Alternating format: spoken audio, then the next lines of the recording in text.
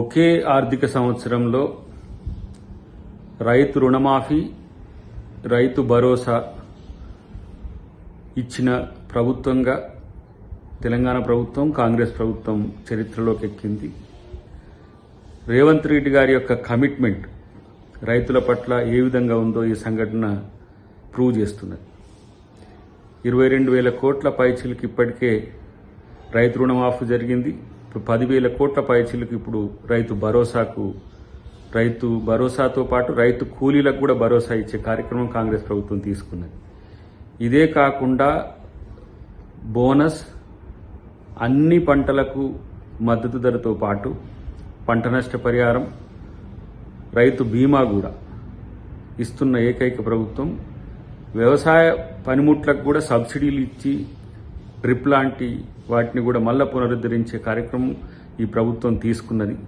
కాబట్టి ఇది కంప్లీట్గా రైతు పక్షపాత ప్రభుత్వంగా ఈరోజు ఉన్న పరిస్థితిని గమనించాల్సిన అవసరం ఉంది. ప్రతిపక్షాలు కూడా ఆ విషయాన్ని గమనంలోకి తీసుకోకుండా ఇష్టానుసారంగా మాట్లాడటం అనేది మాత్రం చాలా విచిత్రం. ఇలాంటి పరిస్థితిని ఎక్కడ కూడా ఏ రాష్ట్రంలో కూడా ప్రతిపక్షాలు ఇట్లా ఉండంగానైతే నేను చూడలేదు. కాబట్టి రైతులు సంతోషంగా ఉన్న సందర్భంలో ఇలాంటి పరిస్థితులు తీసుకురావడం అనేది తప్పు అనేది నా యొక్క అభిప్రాయం. 10 సంవత్సరాల వరకు రైతు రుణమాఫీ గుర్తురాని బీఆర్ఎస్ వాళ్ళు ఇలా ఏ విధంగా విమర్శిస్తుండ్రో చూడాల్సిన అవసరం ఉంది. రైతు బంధు పేరు మీద గుట్టలకు, పుట్టలకు, మట్టికి, రియల్ ఎస్టేట్ వెంచర్లకు, ఫిలిం సిటీలకు అన్నిటికీ ఇచ్చి దాదాపు 20,000 కోట్ల పైచిలకు అప్పనంగా ప్రజాధనాన్ని దుర్వినియోగం చేయడమే కాకుండా ఈరోజు విమర్శిస్తున్న తీరు చూస్తే నవ్వు వస్తున్నది. ఒకటే సంవత్సరంలో ఇన్ని రకాల మేళ్లు చేసిన ప్రభుత్వం కాంగ్రెస్ ప్రభుత్వం. ఇక ఆయన హరీష్ రావు ఒకవైపు, ఇటు కేటీఆర్ ఒకవైపు, ఇంకా ఇటు బీజేపీ వాళ్ళు ఒకవైపు.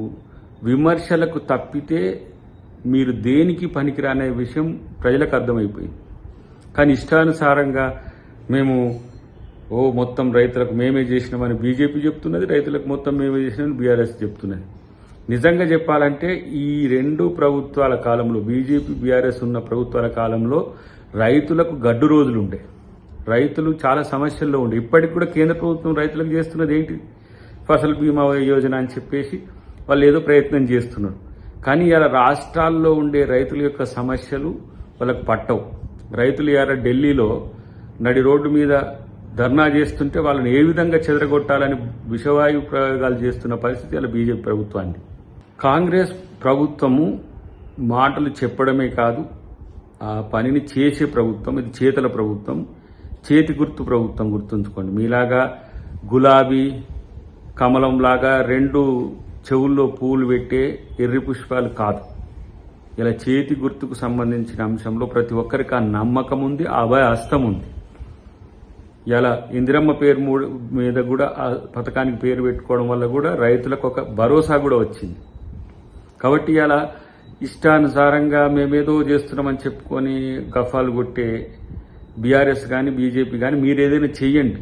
వాళ్ళ కొరకు ఏదైనా చేసిన చరిత్ర మీద లేదు, వాళ్ళని దోచుకున్న చరిత్రే ఉంది. రైతు బంధు పేరు మీద ఎన్ని రకాల భూముల సమస్యలు తెచ్చిండ్రో అందరికి గుర్తున్నది. ఇటువైపు ఏ రాష్ట్రంలో కూడా రైతు రుణమాఫీ చేయరు బీజేపీ వాళ్ళు. ఇక్కడ రైతు రుణమాఫీ చేస్తే దానికి సంబంధించిన విమర్శలు, రైతు భరోసా ఇస్తే దానికి సంబంధించిన విమర్శలు. ప్రతి ఒక్కటి రైతు కోణం నుంచి, ప్రజా కోణం నుంచి ప్రభుత్వం ఆలోచించి మాత్రమే నిర్ణయం తీసుకున్నది. కాబట్టి ఈరోజు కాంగ్రెస్ ప్రభుత్వాన్ని గనక మీరు అంటే మిమ్మల్నే ప్రజలు ఉమ్మేస్తారనే విషయాన్ని గుర్తుపెట్టుకోండి. ఒకవైపు రాష్ట్ర ధనాన్ని దోచుకున్న దొంగలు మాట్లాడుతున్నారు, ఇంకొక వైపు రాష్ట్రానికి చిల్లి గవ్వయ్య అని కేంద్ర ప్రభుత్వ దొంగలు మాట్లాడుతున్నారు. కాబట్టి మేము తెలంగాణ ప్రభుత్వం రైతు పక్షపాత ప్రభుత్వాన్ని మరొకసారి నిరూపించుకున్నది.